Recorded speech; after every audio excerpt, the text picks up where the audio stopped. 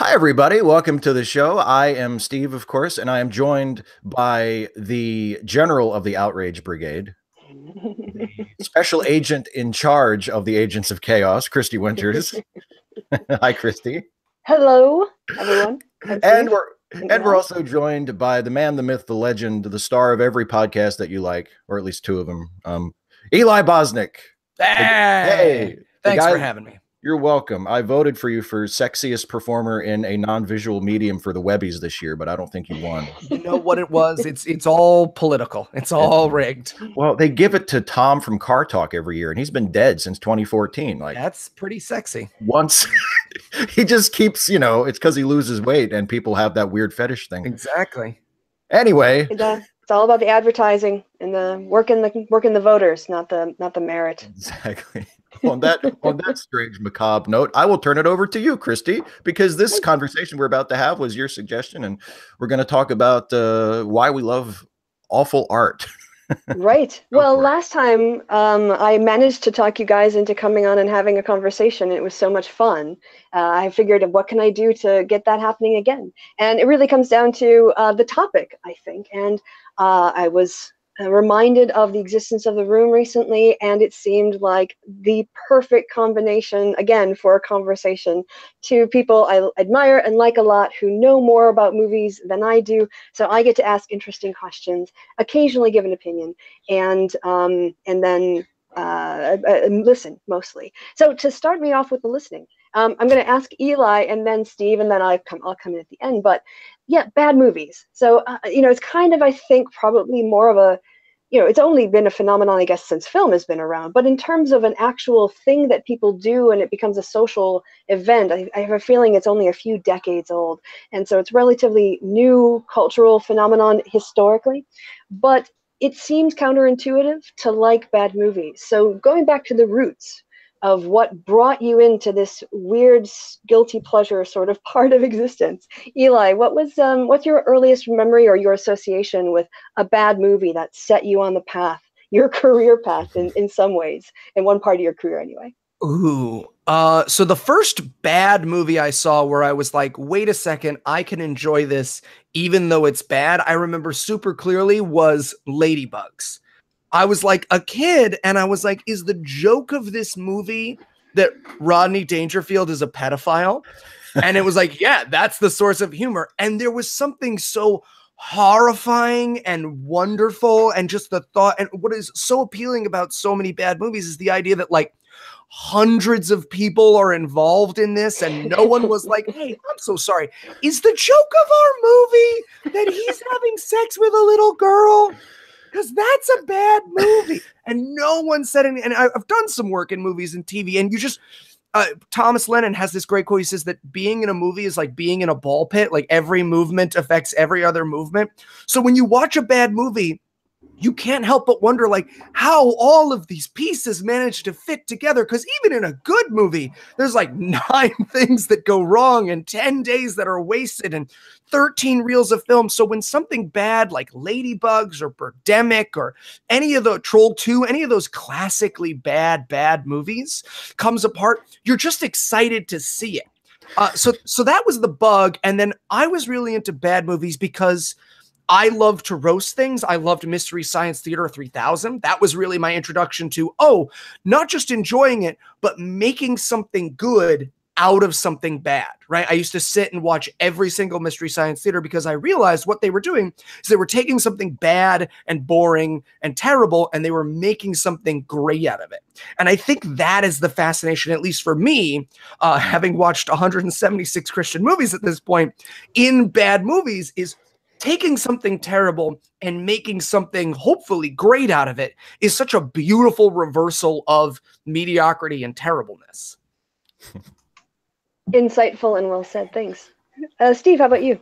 Well, not surprisingly, I also have to connect it very strongly to Mystery Science Theater because I found Mystery Science Theater, I think when I was 15 or 16. So it had already been on for a few years. And I actually saw the syndicated version where they edited certain episodes into 1 hour shows, and they would show an hour a week, and they had like, you know, new host segments connected to it and everything. And the first one of those that I saw was The Amazing Colossal Man. And it's still one of my favorite Mystery Science Theater episodes to this day. I think it's just a brilliant episode. And I saw that, and it was like an eye opener for me. I was like, wow, you can watch bad movies and enjoy them, and have almost like a dialogue with the movie. It's better when there's more people. It's better if you're watching a bad movie with friends and you can all sort of have a go at it. But even if it's just you and the movie, like you can have, there's like a dialogue between you and the movie. You talk back to it, you comment on it, you say, what the hell was that? You come up with jokes. And so once I had that revelation, thanks to Mystery Science Theater, that you could find a way to enjoy bad movies, I started noticing all these movies that, you know, I had watched previously that I had dismissed as, oh God, what a piece of garbage. And I found that I could enjoy them. And I think the first movie that I had that experience with was probably Batman Forever. Because when Batman Forever first came out in theaters, it's awful. I think, Batman Forever had just come out like a year or two before I found Mystery Science Theater. And when I first saw it, I thought it was good because I was a teenager and I was a Batman fan, and I was like, all right. And then I saw it a little while later on home video, and I thought, oh my God, this isn't good at all. This is terrible. So then I hated it because I thought it's bad and it's Batman and they made a bad Batman movie and I hate it. And then I came back around and I was like, yeah, it's bad, but I don't think I hate it. Like I can watch it and have a good time with it. And that has been my attitude toward shitty movies ever since. You can't do that with all of them. There are still certain movies that are so bad or are bad in the wrong way that I can't get any enjoyment out of them. But for the most part, most bad movies, if you approach it with the right attitude, you can at least get some kind of enjoyment out of watching it, or at least out of just pummeling it. If there's nothing in the movie that's fun, you can get a catharsis from just beating the shit out of it rhetorically. But yeah, so probably my first bad movie that I recognized as a bad movie, but enjoyed anyway because it had other, other things that allowed me to enjoy it, was probably Batman Forever. Right. So for me, I'm sensing a theme here. I think there's probably an MST3K generation growing up in America who maybe it's training wheels, maybe it's bad movie appreciation training wheels, and then you watch that with them, and then you learn. I learned how to watch a bad movie in some ways, in their way, as it were. I remember being a kid and going to a movie and recognizing for the first time I'd sat through a really bad movie. It was some Don Knotts old movie. It doesn't really matter, but it was my first recollection of like walking out of a movie and going, that was crap. And it's hard for me to kind of go back and remember if it was probably Mystery Science Theater 3000 first, but I do remember the movie Chud. and having a different way of enjoying that movie, what you described, based on what I'm sure was at the time experience watching MST3K and mimicking and seeing the things that they would point out or whatever else. But it does seem like, for the three of us, and I'm sure for a lot of other people too, Joel and the bots, their ability to look at technical issues, to look at dialogue problems, to look at tropes and everything else, as you say, kind of open your eyes to a different way of experiencing a movie. And then, of course, like with Eli, this is a skill and craft you've honed for hours. Yes, certainly for hours. I don't know if it's a great skill, but it's certainly one I've honed. What I think is super interesting is I think there's three categories of bad movie. I think you've got bad, which is the movie that's bad, but it's not fun bad, like a bad romantic comedy, right? Where you're just like, man, I'm not having a good time. You can't really point to stuff. It's poorly made. Then there's good bad, Birdemic, Chud, Ladybugs, Troll 2, where it's just like, is this magic rose from the sky? And it's just so good. But then, and too many people overlook this, there's bad good, which is when a movie is made well, right? Like everyone was a grown-up and everyone was professional, but it's still gloriously bad. Like anything Vin Diesel has ever been in. Triple X2, Return of Xander Cage, where he skis down a land mountain, right? Those things, they're good. Like everything's done well, but it's still so gloriously bad. And for me, I enjoy bad good almost as much as I enjoy good bad. Can I ask, Eli, where would you put Tremors on that scale? Movies, is there a fourth category of movies that are sort of ironically, deliberately trying to be? Well, I have a problem with irony. And we'll get to this actually when we start talking about The Room, which we haven't talked about yet. So without getting too deep a dive, so I actually think the reason that bad movies as an enjoyable thing came about was because of the Generation X's reaction to baby boomers, right? So baby boomers saw their parents and they were like, oh my gosh, I've got to be great. I've got all this opportunity. I've got to be amazing at everything. And so they tried really, really hard and had no sense of humor about themselves. And Gen X turned around and laughed at those things. That's why early South Park was okay. And you have all these early things where it's Generation X going, hey, our parents take this stuff so seriously, let's point and laugh at it. And I think Bad Movies was a part of that. But then, and this is, again, we're going to get into The Room, then Gen X started to make shitty stuff. And the thing that Gen X has never wanted to admit is that they take themselves just as seriously as the baby boomers did. Except when they found out they were bad at stuff, they were doing it ironically, or they were joking, or it was sarcasm. And that's when we got the bad on purpose things like Thanksgiving or the Ginger Dead Man, which were things where Gen X tried to imitate the things that they made fun of so that they could be laughed at, but it was obvious they were trying. And so you get this sort of meta level of cringe where like a Gen Xer with his baseball cap turned around is like, what if it was a turkey that said, fuck? Oh, boom. Boom, boom, we are doing it. I'm hilarious because I didn't try. And The Room fits into sort of a perfect category there. But I'm jumping ahead. But I did want to clarify. That's where I think enjoying bad movies comes from. We do owe that to Gen X. Same question to Steve. Where would I put Tremors? Well, yeah, that was the last one, wasn't it? It's interesting because I do think that's a good categorization that Eli came up with there, because there are a lot of movies that honestly, I traditionally, I just lump everything together. Like to me, so bad it's good is sort of a massive, all-consuming category. But you're right. There are the movies like to me, I would nominate like a movie like Armageddon, which has fantastic production value, is competently made in most typical senses, but is a laughably awful movie. And that would be the same sort of thing. But there are also movies, and I think Tremors might come close to being in the category of it's just good. It's silly and it's goofy and we laugh at it, but I suspect it might just be good. But it's tough to tell. Like to me, the movie that I love that is right on that line is Roadhouse, because I laugh at Roadhouse, but there are times when I wonder if Roadhouse doesn't want me to laugh at it.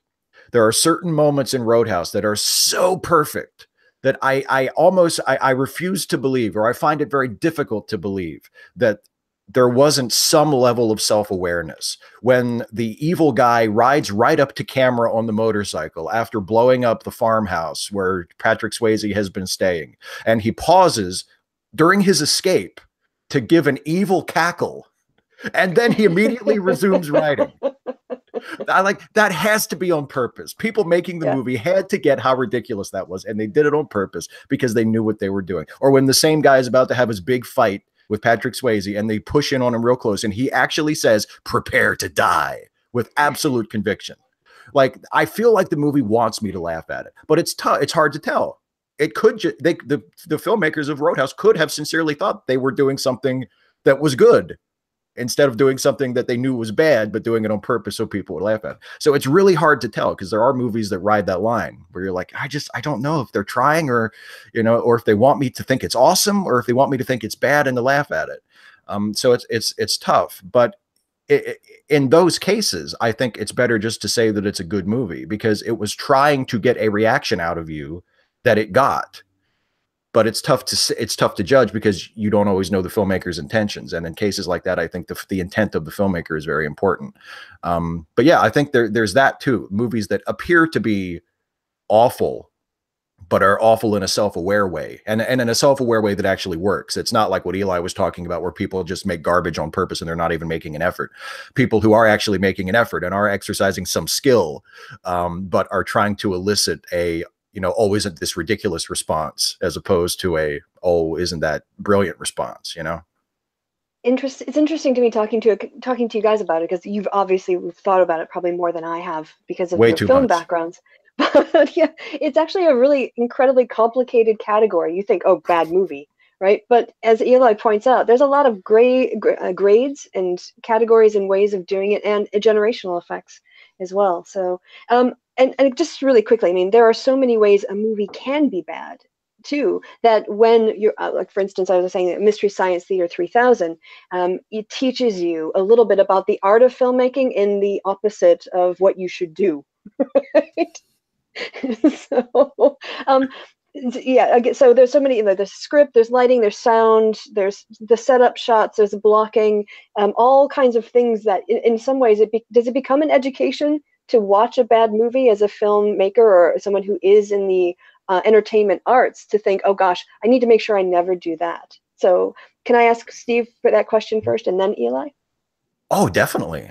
You can learn so much from bad movies. You can learn just as a writer, which is the only capacity I've really ever worked on a movie set. I mean, I've been part of a crew and I've acted a little bit, but my major contribution, such as it is, in the very minor way that I've contributed, is as a writer. And you can learn so much about how to write a movie by watching a really, really poorly written movie. And identifying the mistakes that the screenwriter is making, identifying like, whoa, why is it, why did this happen when this just happened? Or why did the same thing happen 2 scenes in a row? Or things like that. You notice things like, oh, that repetition is really bad. Or people are using that line too much. Don't use that line. You know what I mean? Don't repeat dialogue like that unless there's a really good reason for it. There are all kinds of things you can learn from watching people do things wrong. And you can also learn, speaking of Mystery Science Theater, once again, like Mystery Science Theater wasn't just like training on how to watch bad movies. For me, it was like comedy training. There's so much of my sense of humor that I can trace directly to Mystery Science Theater. The way that they would make fun of things, but usually they weren't that mean-spirited. Sometimes they got mean, but usually it wasn't that mean-spirited. The way they could tell really, really dark jokes sometimes without coming across as depressing or mean, or and just the whole outlook, the whole perception, the whole viewpoint, the comedic viewpoint that Mystery Science Theater had was incredibly formative to me. And really, really shaped my sense of humor and the way I write jokes and the way I make fun of things. So that was important too. But yeah, you can, if you want, I mean, we haven't gotten specifically to The Room yet, but if you want to learn how to block a shot, watch a scene from The Room and notice all the things that he does wrong that you should never do when you're blocking a shot for a film. And when you learn to notice what people are doing wrong, you also learn what you should do instead. So yeah, they can be tremendously educational. Thanks. Yeah, Eli. Yeah, I mean, so true.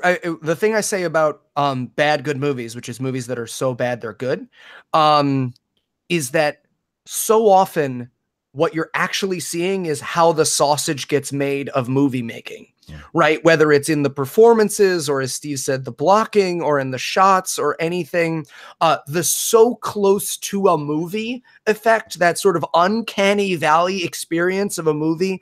I rewatched The Room last night, and the moment that really occurred to me is, it's such a tiny moment, but Denny holds a cup at one point and he pushes it. He knows that he can't cover his face, so he tucks it under his chin and then he slides it down his body so that he doesn't get, because he obviously was like, yeah, so there, and Tommy was like, no, you cannot have a cup in front of your face. And he was like, okay. So then he was just like,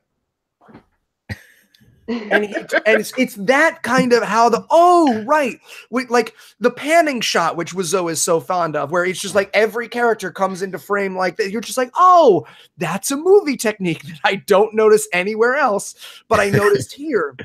And just to tag on to the thing that Steve said about Mystery Science Theater that I think goes undervalued, and I certainly don't achieve, is Mystery Science Theater for the most part is clean, which is mind-blowing, right? It's like Brian Regan and early Jim Gaffigan when you realize like, oh, wow, this is 50-something episodes of a hilarious comedy with 0 times saying the word fuck. And I can't make it through like a sentence without saying that word. But like to do that comedy, to develop your own aesthetic, to develop your own iconography that so instantly becomes, mimetic or viral, and to do it in something that a 6-year-old can safely watch, right? The worst part about those movies was the movies themselves. The least kid-friendly part was the chocolate sauce blood, right? It was never the things that the robots were saying or the jokes or the bits that they did in between. But yeah, there's so much that they influenced about that. I mean, it is truly the better side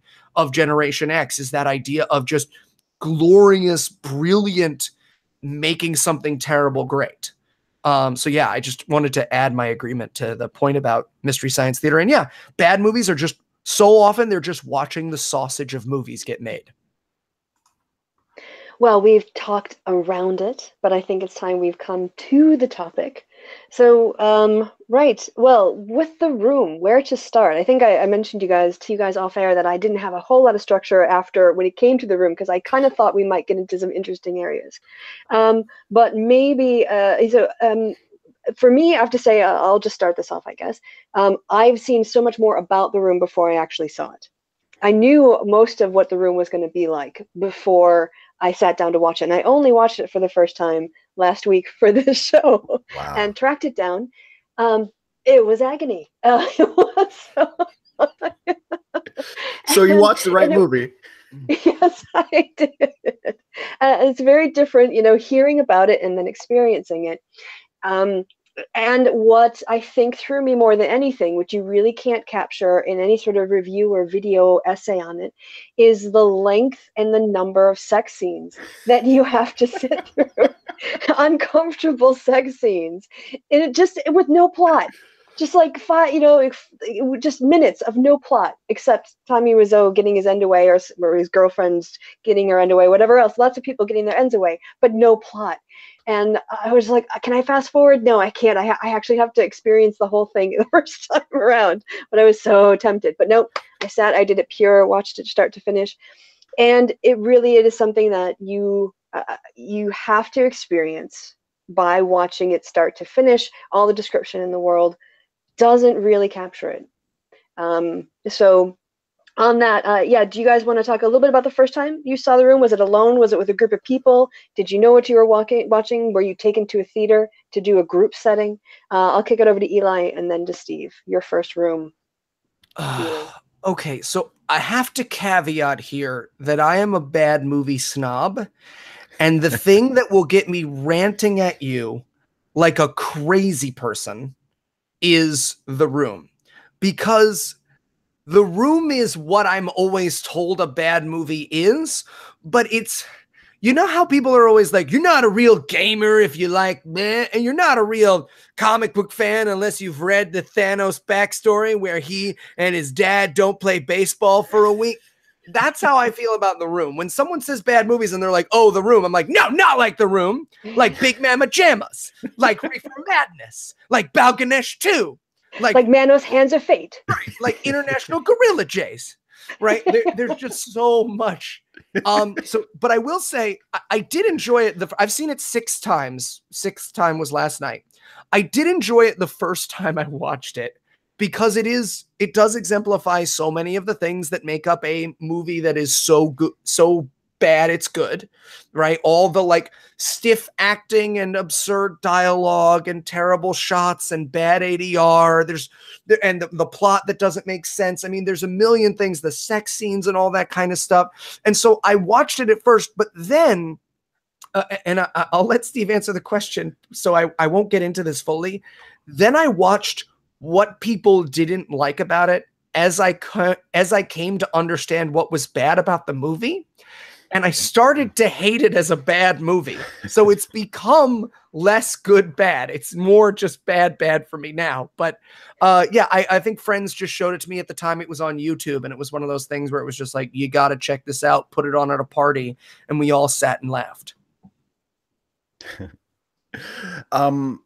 I watched it for the first time with my wife. And I think she and I have watched it together every time I've ever seen it. I don't think I've ever watched it. We've watched it with other people, but I don't think I've ever watched it alone, which is probably good. I don't know if I want to be the type of person that watches The Room all by himself. But I've seen it more than 6 times, which I guess that is kind of a difficult admission to make. But I watch it at least a few times a year. And because I didn't have time to watch it right before this, I'm almost certainly going to watch it tonight or tomorrow or sometime soon.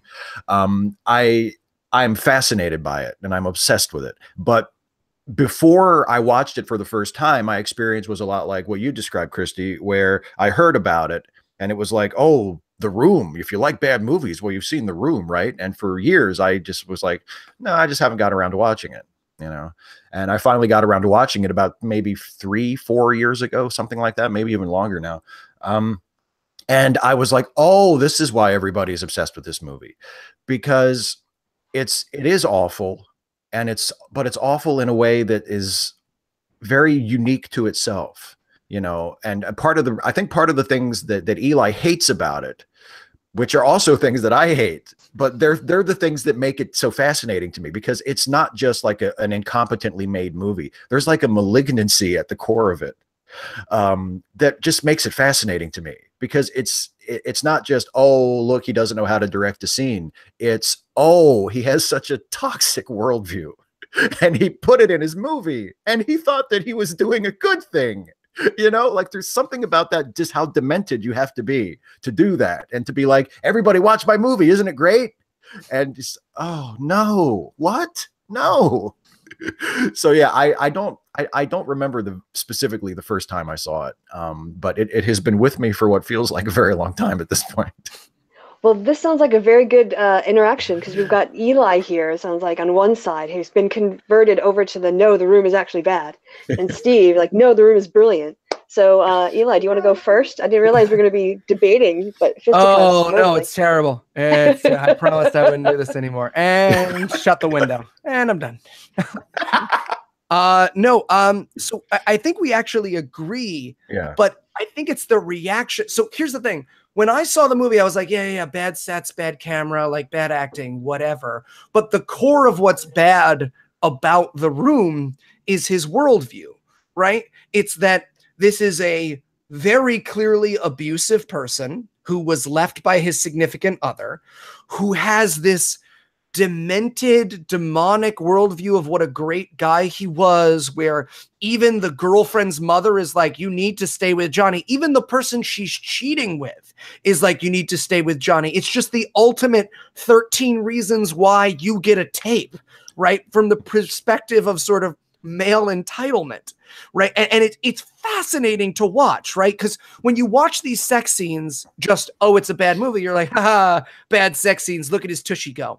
But then when you watch it through the perspective of male entitlement, you realize that this is someone who is sexually obsessed with the idea of how many times he had sex with his ex-girlfriend and how many times the person she cheated on him with had sex with his ex-girlfriend. And this reliving of it in graphic, vivid detail, and this sort of everyone wanting to have sex with Lisa, including Denny, who's obviously supposed to be a child, but ages, back and forth, and whose plot is really only there to serve that Johnny is a good guy, right? The whole movie is built around Tommy Wiseau's ego, right? It's all built around like, he's such a great guy and everyone would miss him and they would all so regret treating him badly. And then a little bit of the background, knowing how he behaved during the shooting of the movie.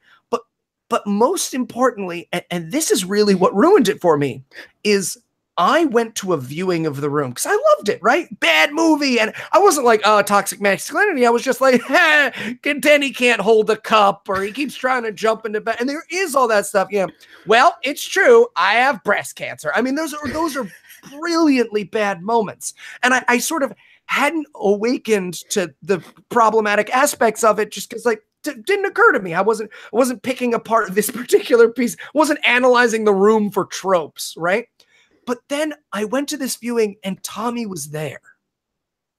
And he got up and he did a Q&A and he got laughs and he was super duper proud and he talked about how great the movie is. And I realized that he doesn't get it. And part of the problem that I have with sort of the Generation X taking on the mantle of so bad it's good is that, like I said, when they make bad things, they don't recognize it. And Tommy really emblemizes that for me. He emblemizes the sort of unrepentant cringe, right? The catch me outside girl and all of that sort of person who behaves badly that somehow doesn't see their infamy as punishment, right? And all of the things I see about The Room since then have been about the set and the lighting and the things, but no one, not even the movie that was made about The Room, really captured that problem. It was just Tommy Wiseau is wacky and that movie was made poorly. And it really ruined it because I couldn't help but look at it through the perspective of, are we rewarding bad ideas and mediocrity? Right? You know, Tommy's obviously this rich person who comes out of nowhere. No one really knows where his money comes from, but he uses it entirely for self-promotion. And what we actually did was make him famous. Like, he didn't learn his lesson. All he is rich and famous. And it's this weird twisting of that bad good trope to just think, okay, am I laughing at him or am I doing what he wants? Am I giving him the attention he needs? And that's why The Room sort of twists for me as a bad, good movie enjoyer. Is like, no one from Troll 2 is doing tours and playing football in tuxedos. I don't know.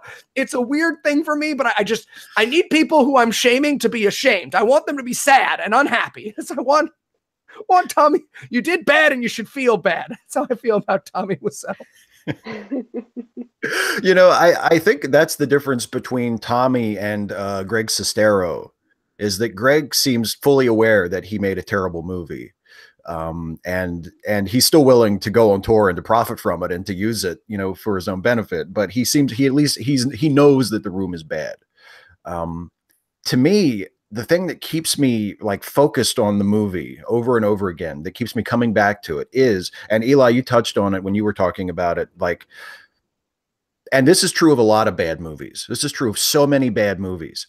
At all different levels of budget and prestige and whatever, is when the movie thinks it's doing something that it's not actually doing.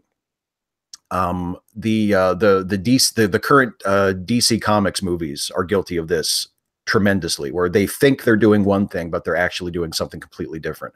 And The Room is a great example of that.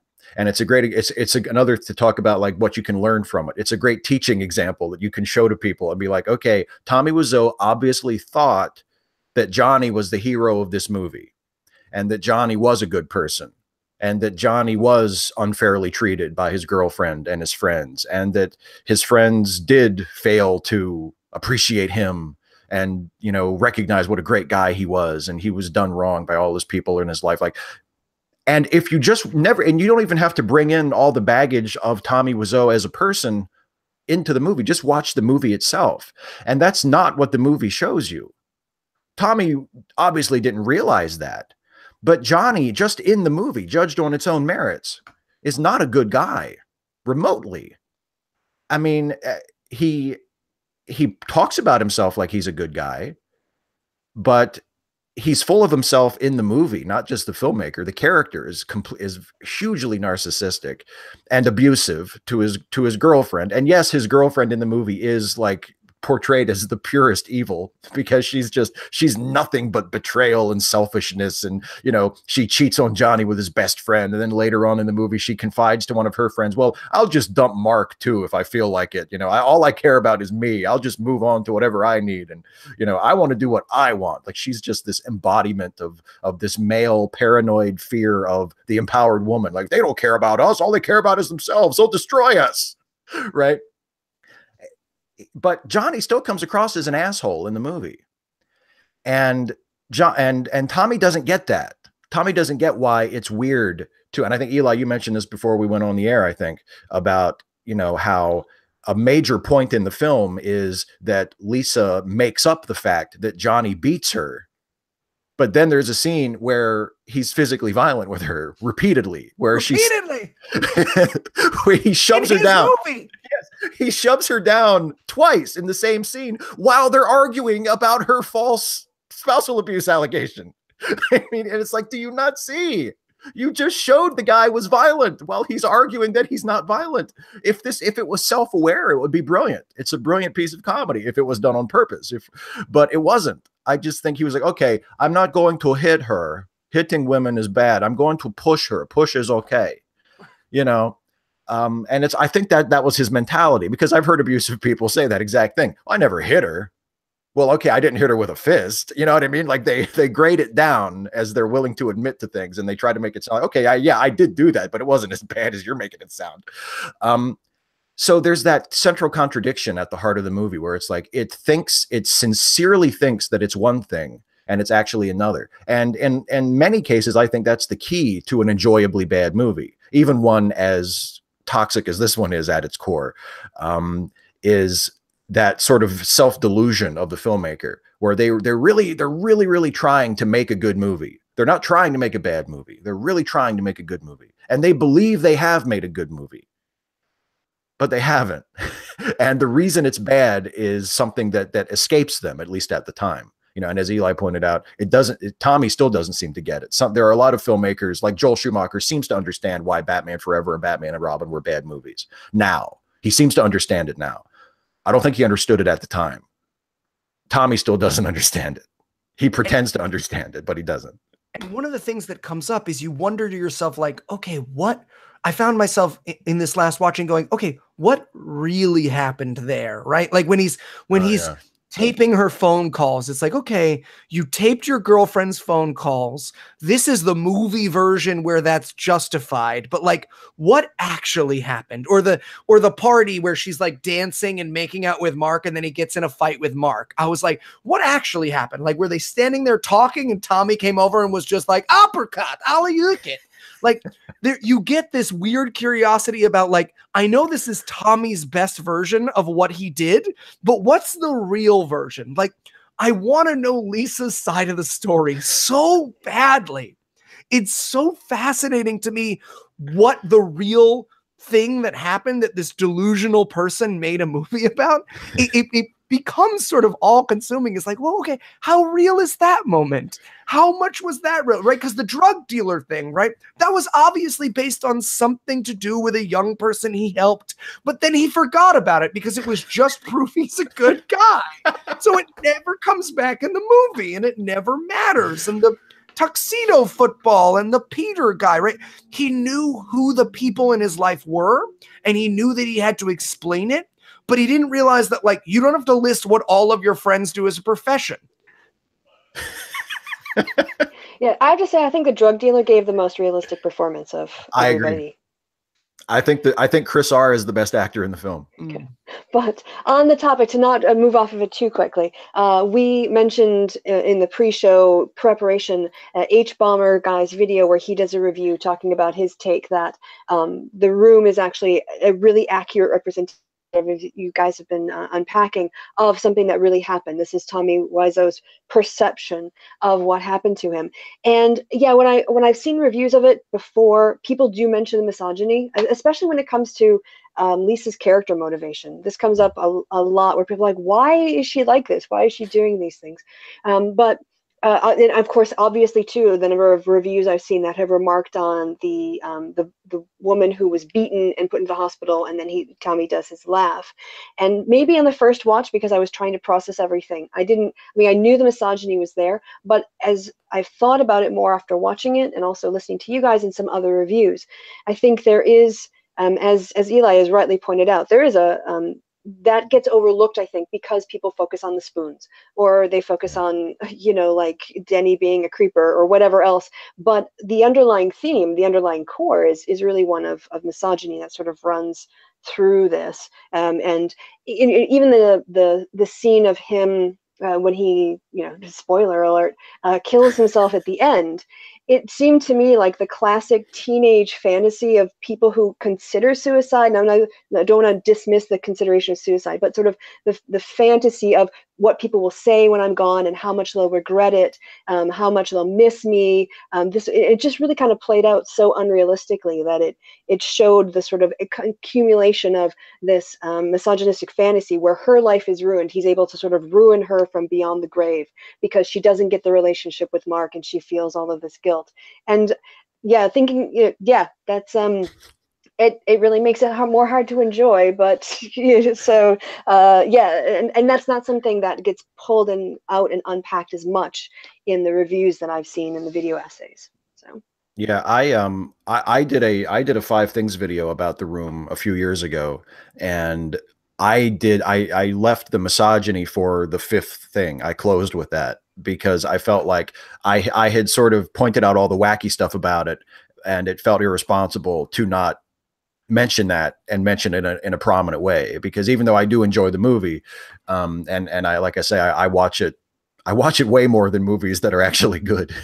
um, but yeah, I don't think you can overlook that, or at least it's not responsible or not honest to include that very prominently when you're discussing the movie, whether you're discussing it seriously or you're making fun of it. Because when my wife and I watch it, we're constantly cracking jokes at it. And one of the things that we mock the most mercilessly is the sexism in the movie, because it's in almost every scene. And that's the subject of a lot of our jabs when we're amusing each other by making fun of The Room. Because it permeates so much of it. I think Nathan Rabin wrote a really good piece. He was actually, it was a few years ago when Greg Sestero's book, The Disaster Artist, came out, and he wrote a really good review of it for, I think it was for the AV Club. And in the course of reviewing the book, he also writes about his feelings about the film. And he really goes into detail and talks really eloquently about the misogyny that is just soaked into The Room and the characterization of Lisa. And for anybody who hasn't read that, I would recommend that as well as a really good a review of why he finds it so fascinating, and also why there is this really dark, toxic part of it. Eli, do you want to jump in on any of that before I pipe up? No. Very. Yeah, I agreed with all of it. Yeah. Yeah, I do think it's slightly, well, maybe it's in the nature of the way that the plot is developed, but if you look at who in the movie actually has any agency, who is advancing things and driving actually the story, it's Lisa. Yeah. She is actually even because she's at the center of it, but she has, it's like Steve pointed out, it's her female emancipation that is the threat here. And it is just kind of a weird juxtaposition that, is reflecting on all of these characters are not under her thrall, but like Mark is useless, Johnny is oblivious, Denny is freaking creepy, and he still wants to kiss her. And it's just, again, that's sort of maybe not really a double bind, but women are both, sort of desirable, and we want to cage them, and when they want to go free, in this case, when she wants to be free of her cage, because she's literally, I don't think there's a scene of Lisa not in the room. I never see her outside. We see the guys outside of the apartment, but other than on the rooftop, which is considered would maybe still be the home, she doesn't have a life outside of that room. And so I actually, like, even though she's supposed to be the baddie, I relate to her character more than anybody else in the movie. That's a good point. I mean, I root for Lisa because yes, she does bad things, but she does them to either bad or boring people. So it's like I can't really. It's like, yeah, okay, you shouldn't cheat on your boyfriend, but your boyfriend's a dick, so I'm not really gonna hurt myself. You know, I'm not gonna jump on your ass for that. Like, Yeah. just try to watch that in the future, okay? Like, fuck Johnny.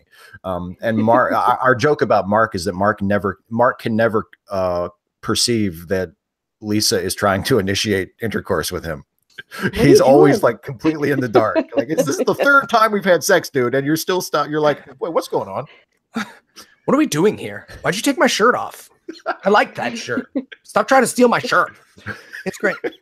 So here's my question. And Christy, maybe you were going to get to this. What do we make of the phenomenon of The Room? Right? Because it's enriched and given a ton of attention to Tommy Wiseau. And this is something I deal with on my own show as well, is like, we'll review these little movies. Like the one I'm thinking about is The Lock-In. So we did this movie called The Lock-In, which is amazing. It's obviously made by these kids during a church lock-in.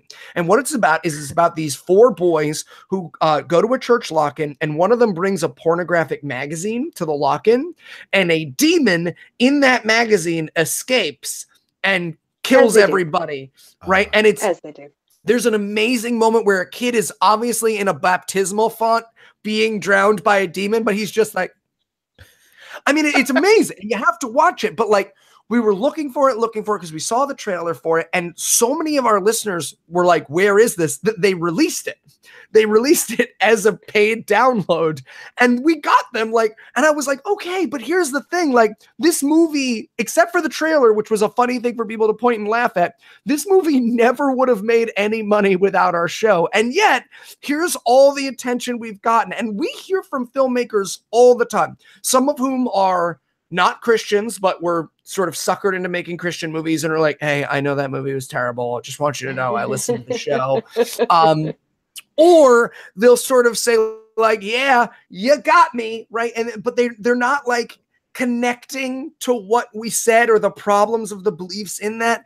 And that's where I get really conflicted about movies like The Room, or some of the ones that we've reviewed on our show, and with exception, obviously, because there are some that are just so gloriously bad. They're not promoting bad ideas. Like, I don't think Troll 2, it's a bad thing for people to find out about and support. Like, if that guy wants to do a world tour, I'm kind of okay with it, because his wealth and fame is fine. That dentist from New Jersey can be as famous and as wealthy as he ends up needing to be.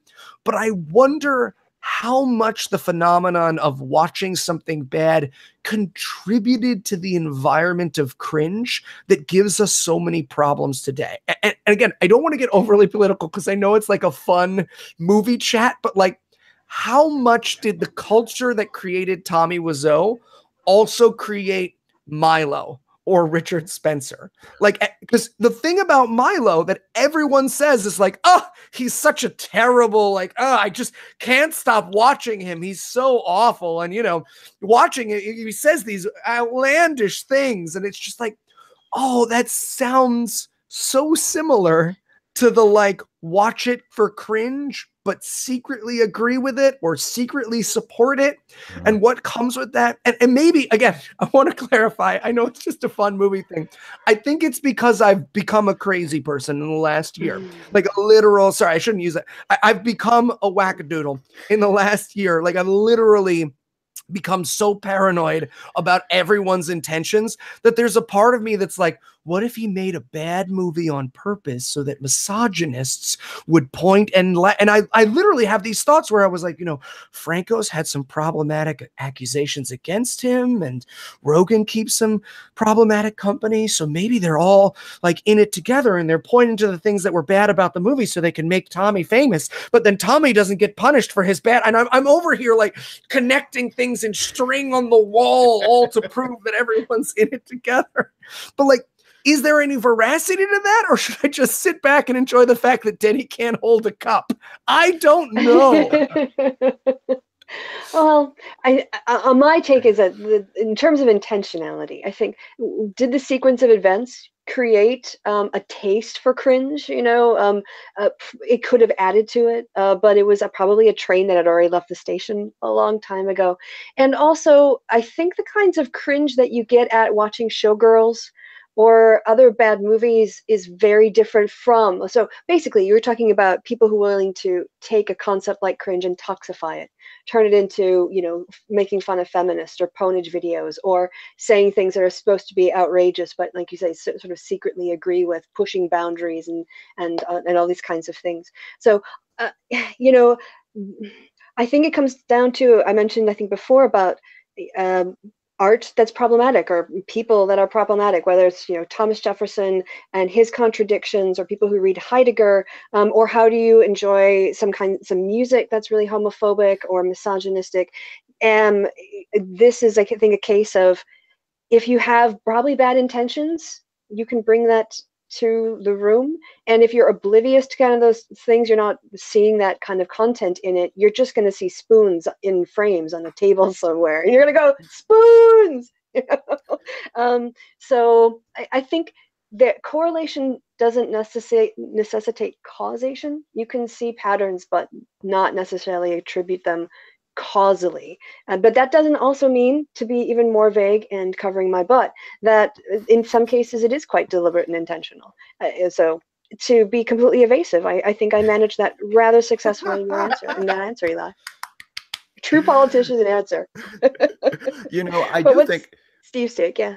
Yeah, Eli, I think I agree with you in the sense that I do think that the same attitude that a lot of people bring to the room, where they just want to point and laugh at it, but they're not interested in trying to understand it. And they're not interested in hearing people talk about not just the goofy bad filmmaking, but the real sort of disturbing things that are in it. I do think that attitude is the same sort of attitude that enables people like Milo and others to gain prominence, because there is this sort of aggressive insistence that, oh, we only like it for superficial reasons, and we don't want anybody to talk about anything deeper about it because that'll ruin it for us. But maybe it's because on a deeper level, they actually agree with it more than they're letting on, and they're using their superficial enjoyment of it just as a cover. Like one of the most irritating things that anybody could say to me as a justification for defending something horrible is, oh, come on, it's just a movie, or it's just a TV show, or it's just a comic book. Oh, you're taking it too seriously, and there are times when celebrating something that is bad for really bad reasons, can be harmful, can be dangerous. And you're right. I mean, to me, one of the most unsettling things about the way we celebrate the room is the fact that you also are unavoidably celebrating Tommy Wiseau, who is a buffoon, but also he doesn't seem like he's that nice of a guy. And as you pointed out a few times, Eli, it doesn't seem like he's learned his lesson. And even though I did enjoy the movie of The Disaster Artist, it certainly could have been better. And one of the things it could have been better at is shedding some light on that side of Tommy Wiseau's personality, where instead of just making him into sort of a sad clown, oh, look how out of touch he is, look how weird he is, look at the movie he made, maybe sort of try to explore why he chose to write and make this movie, why this was the story he felt like he had to tell for his big break, for his big feature film. Why is this the movie? I think that would have been an interesting question to explore. And you could have done it in a way that was funny too. I mean, it's good that The Disaster Artist was a comedy, but maybe it could have been a little more biting and a little more introspective on its subject. But yeah, there is a danger in celebrating toxic things without acknowledging and dealing with their toxicity. Like I say, when my wife and I watch The Room, we make fun of its misogyny ruthlessly, relentlessly. That's just, and I feel like you almost have to do that. To not do that would be to pretend that you're watching a different movie. And Christy, you mentioned Showgirls. Showgirls is the same. Showgirls is a gruesomely misogynistic movie. It's horribly misogynistic. And when I watch Showgirls and make fun of it, I make the same kinds of jokes. I make fun of how it's just Joe Esterhaus is probably one of the most sexist people to ever live. He's a horribly sexist person and a horribly sexist writer. So to not acknowledge that and to just make fun of it as, oh, look, it's just, oh, what a bad movie. Oh, Elizabeth Berkley is such a shitty actress, you know, like, yeah, you can do that, but you're not really engaging with it. And when people are resistant to that, when they're resistant to not only mocking a bad movie, but a bad movie that actually has legitimate problems, not beyond just, oh, they didn't know how to make a movie. I think that can be dangerous. You know, I think there's a lot of the superficial sort of poking fun at the room and let's have a fun time watching the shitty movie. And there's nothing wrong with that. But when that dominates the conversation about the movie and nobody is acknowledging that we're celebrating a movie that has some really, really dark ideas about men and women and relationships and abuse, you know, I not to take the fun out of it, because you can still have the fun, but you just have to be aware of the serious stuff that, as Eli has pointed out a few times, it's not just a bad movie because Tommy Wiseau doesn't know how to block a shot and the ADR is terrible. You know, there's other stuff going on too, which both are completely true. And it's fair game to make fun of those all day long, you know. Like what kind of who puts a sex scene in the first 5 minutes of a movie when you don't even know who they are? Like, it just makes no sense.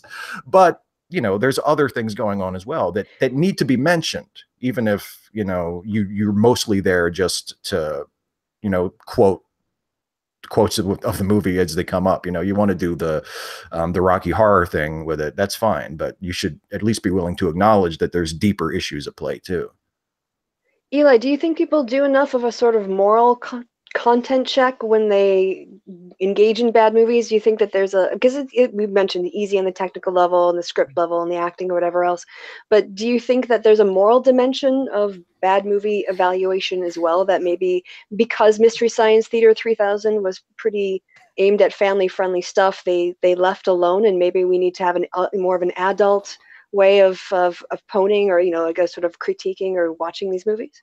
Yeah, I mean, I would say that I don't see it in like bad, good movie culture, right? We do it on our show because our show is from an atheistic viewpoint. So much of what we make fun of about the bad movies that we watch on my show is the ideas, right? More often than not, the movies are made well, but they're promoting terrible ideas. You know, one of the ones that we did recently was All the King's Horses, which is this horrifying pro-abuse movie where it's just like, if your husband beats you, you should stay because divorce is against God. And so, you know, the things that we talked about that were terrible about that movie, I mean, yes, there was bad lighting and bad sound and bad all that, but we also, like, most of the humor that we got out of that movie in the episode we did about it was how horrifying these ideas are, and how horrifying it is that, like, how horrifying it is that, like, we were given that movie by listeners who said, yes, my pastor recommended this when I was with my abusive ex.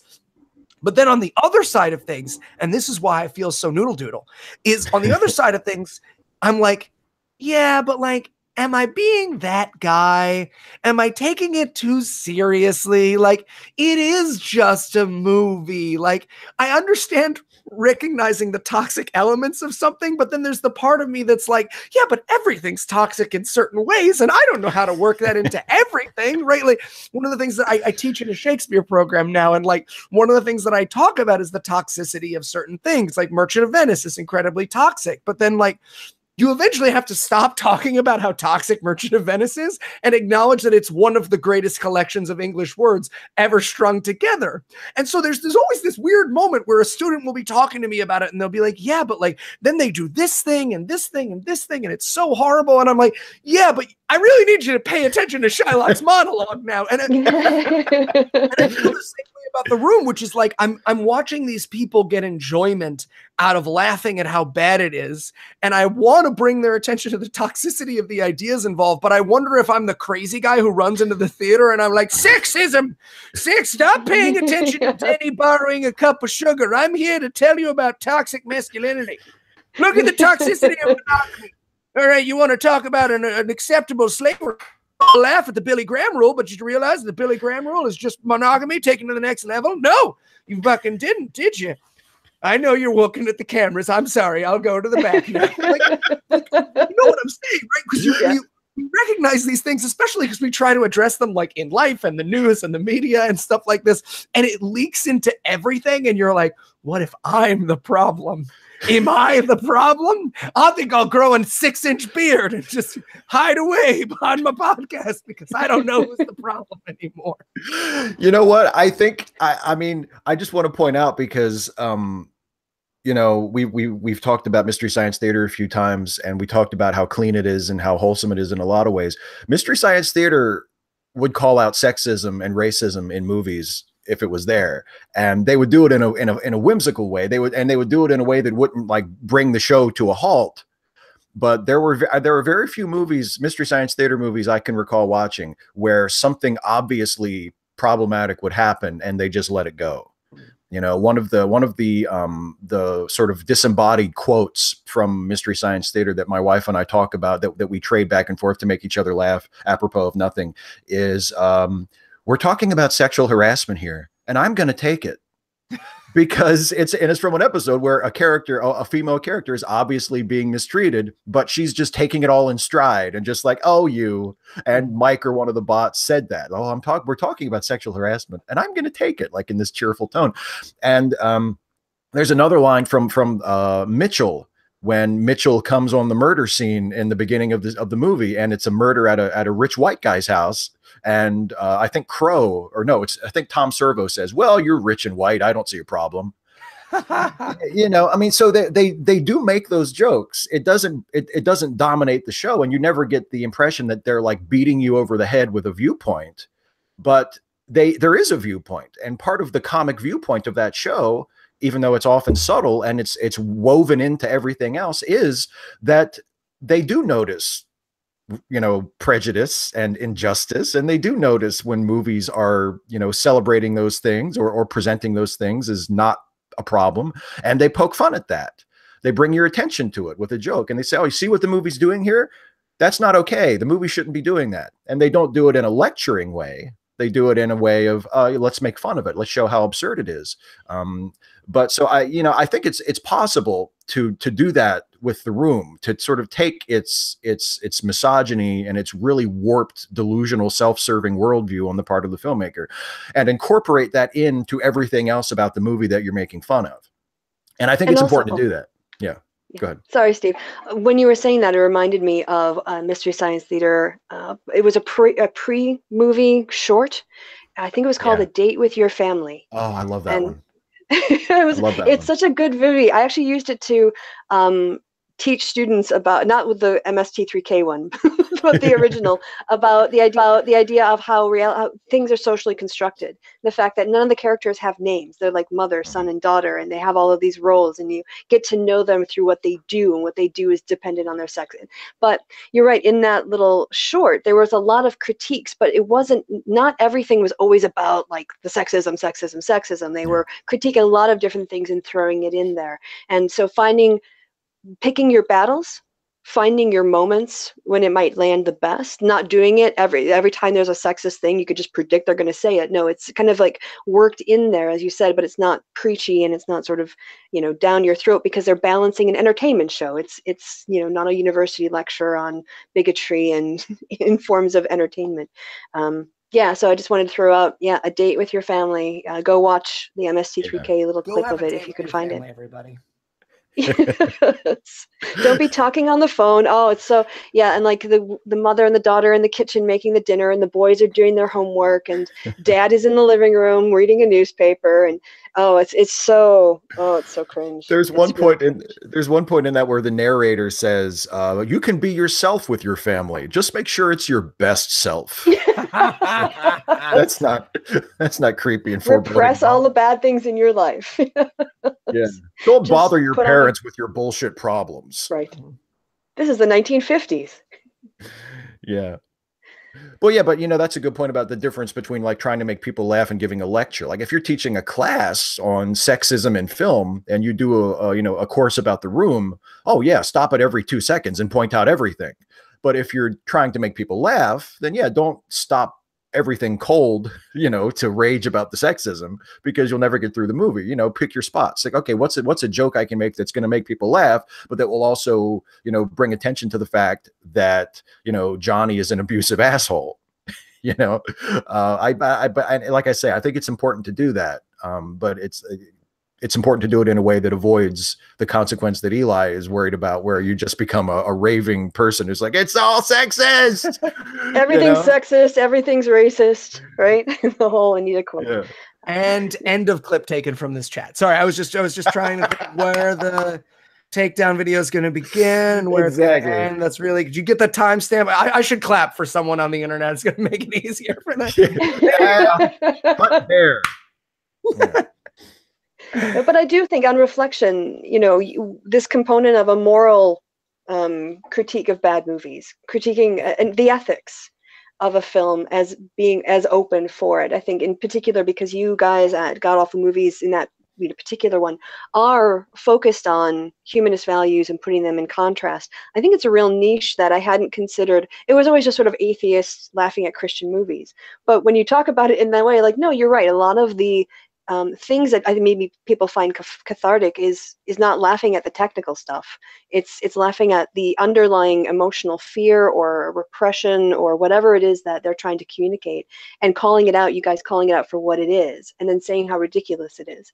And people who've lived under the fear of that, hearing that laughter can be very therapeutic, I'm sure. And so it's actually a really like good component to, I think, add to the category of analysis or critique or, you know, responding to or evaluating a bad movie.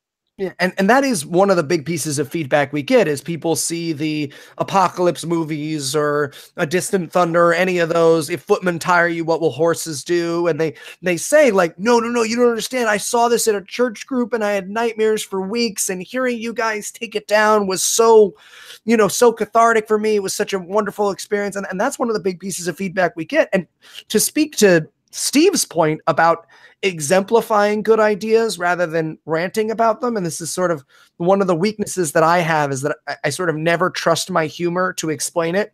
So I'll like make a bunch of jokes on my show about how bad the ideas are, and then I'm like, and I must write a blog saying how much I don't like something. Like, I must make enemies, fight me, everyone fight me.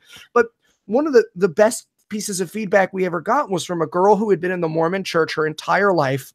And she was listening to us review Johnny Lingo, which is shown to all Mormon young girls about how you're worth 7 cows. And they even they sell t-shirts that are like 13 cow woman. And it's supposed to mean like, I'm a proud girl or something.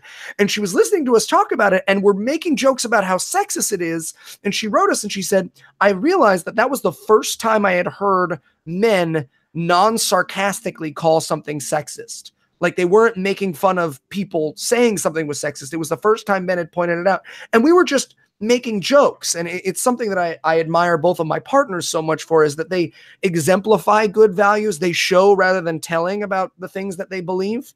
And so I think Steve is spot on in his analysis of sort of how you find that middle ground between, you know, ranting at the front of the theater and participating in something toxic, which is you can use your humor, you can use the part of you that points out the absurdity of those bad things to bring those to light without, you know, making it all about the ideas.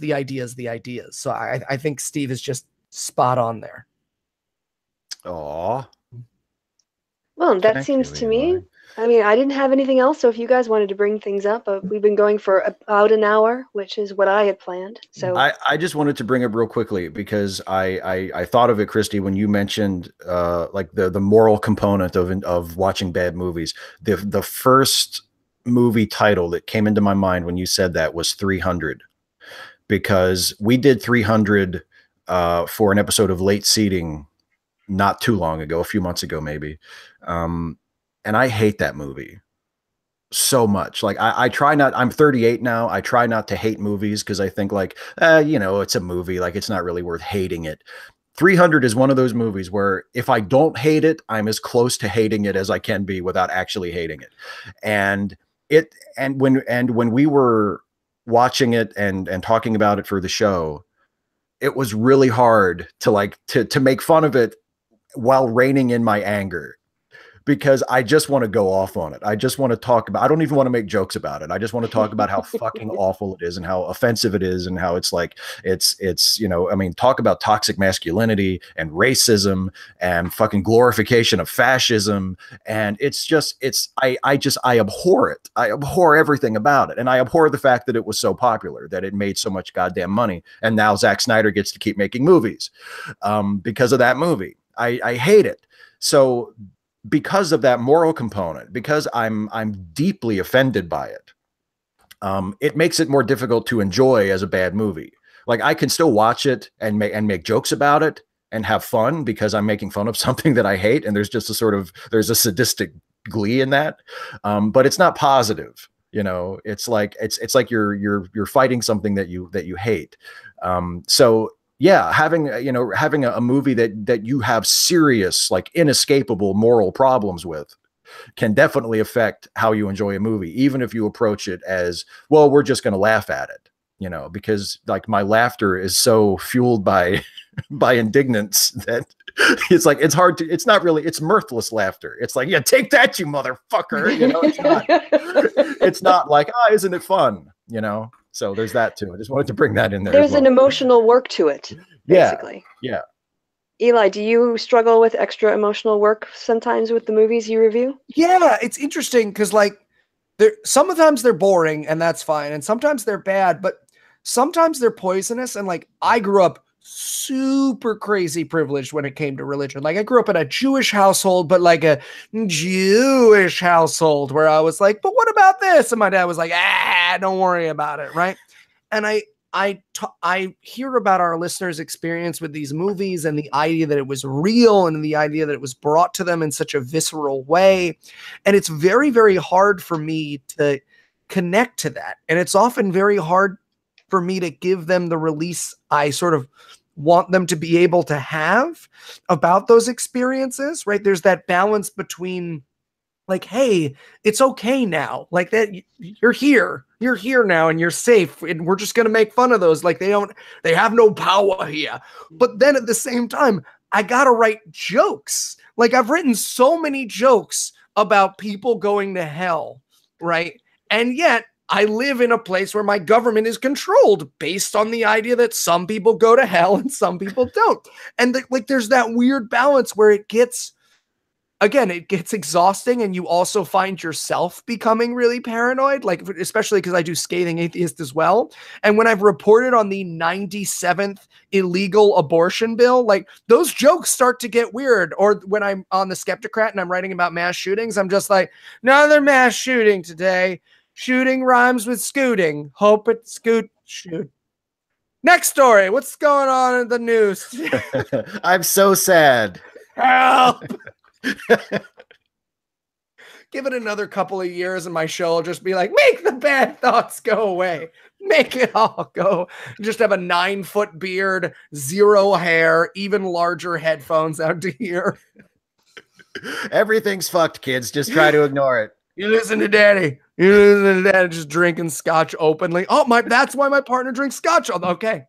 I understand Heath Enright so much better now. You just haven't gotten there quite yet. He's done this job for more time than I have. I'm really connecting to him in a way I haven't before.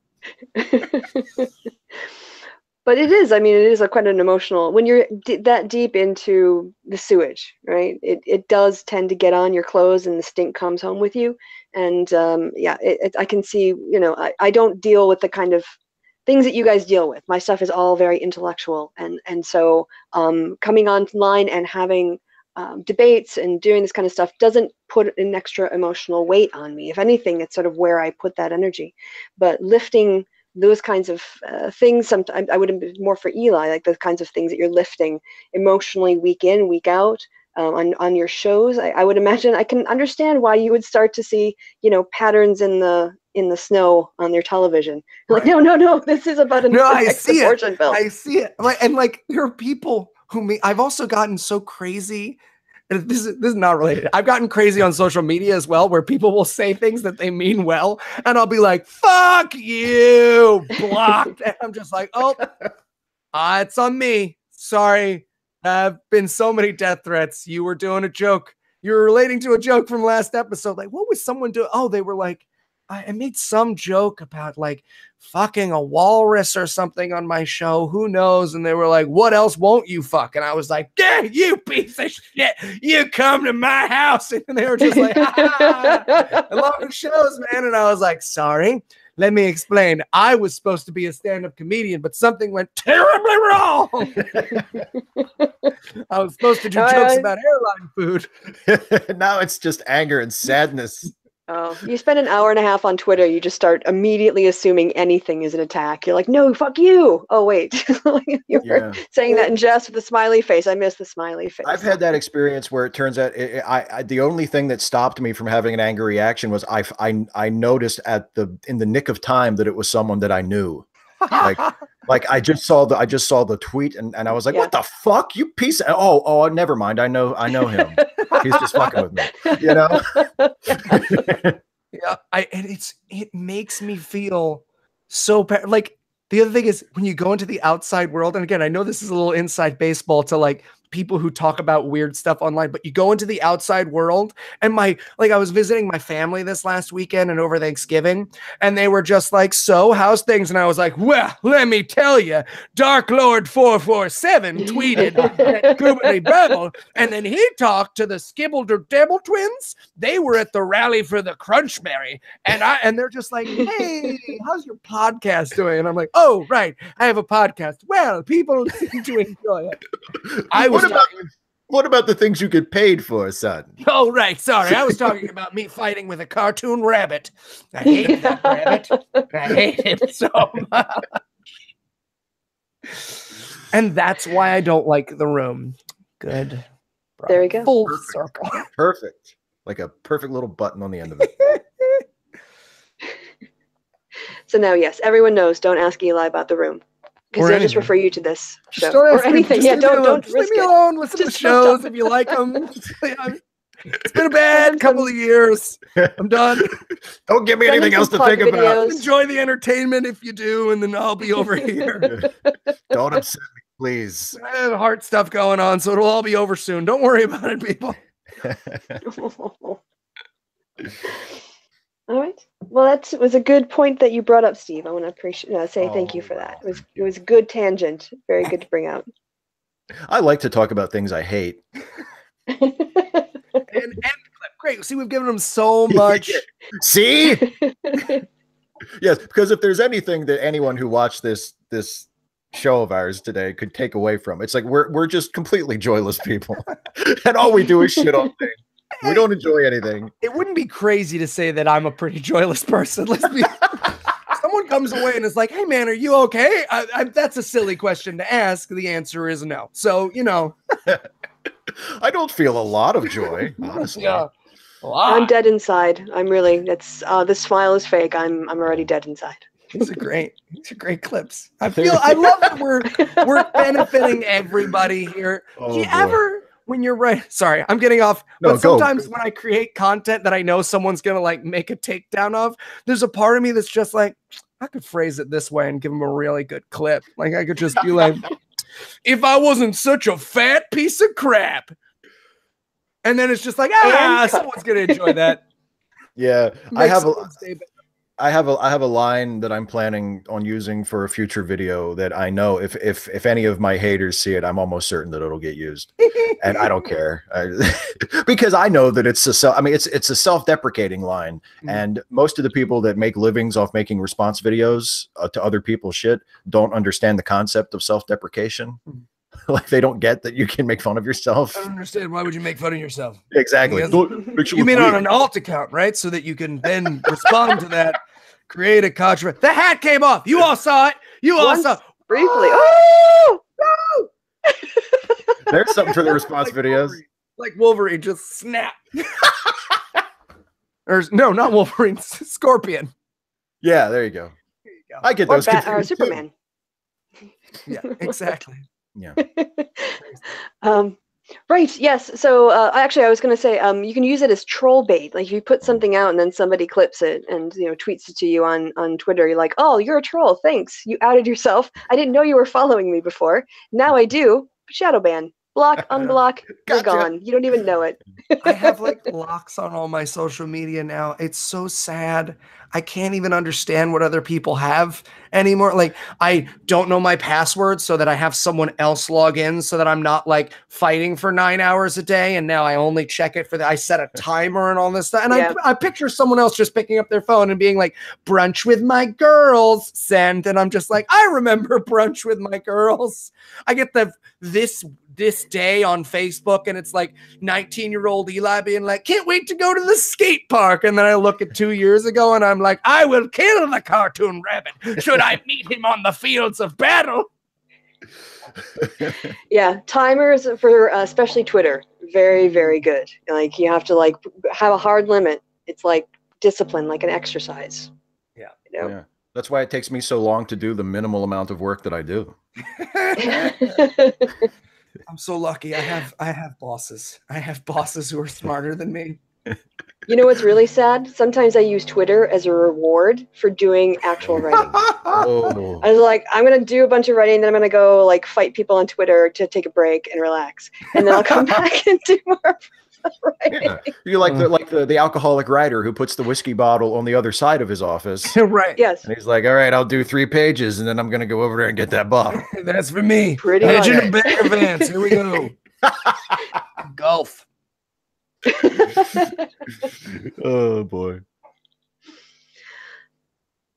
I'm out of stuff. Okay, so I think we're done. We've devolved into the let's just have a But this chat. has been fun. phase. Yep. Yeah. To the point Yeah. where I'm like, oh, is Eli starting to want to get going now? Is he bored of us? Or, you know, He small needs to- people here I down on just YouTube. get up and walk out of the frame. Yeah. So Where did Eli go? my feet are hanging from the top of the frame back and forth. Oh, We It lost got Eli. super dark. We We are. lost Eli. We're in trouble and famous. We're in trouble and famous. Oh no. Either that or it's his second story choke you. I don't know. We're not going to go there. Just a little bit Don't. of, you know. I got yelled at by my lawyer for recommending autoerotic asphyxiation on the show. He was like, you cannot do that. And I was like, what? He was like, stop it. Shush. Stop it. You can't say that's a good thing. And I was like, I didn't say it was. He was like, you absolutely said it. I was like, okay, just a joke. I'm joking around. Yeah, right. Like, you don't think they play the "Don't try this at home" video on wrestling because they want to, right? Somebody said you have to show that. These people will do this shit. Okay, so I guess we're done.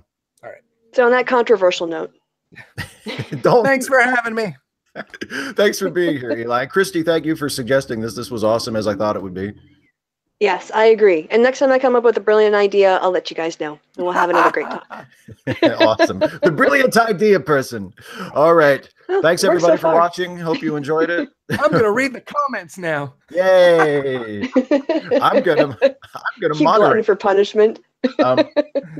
I'll if there's any really bad ones, Eli, I'll screen cap them and send them to you. But I'll Please, probably I have a folder. I'm almost done with my Smash Mouth folder.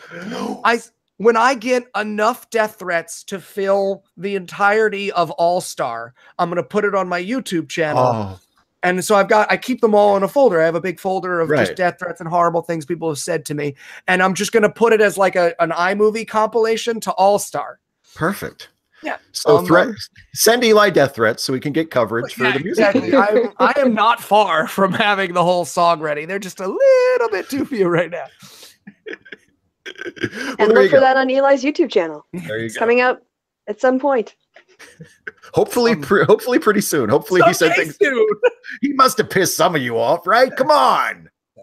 Do the Get guy this a favor. project over for him. Come on, Yeah. let's do a Yeah. Kickstarter for Eli. Yeah. Kickstarter. Man, if there's anything we could raise on the internet, it's death threats for me. Wow, 40,000 in one day. Yeah. Okay. Boom. All right. Thanks for watching, everybody. We're done for real now. Bye.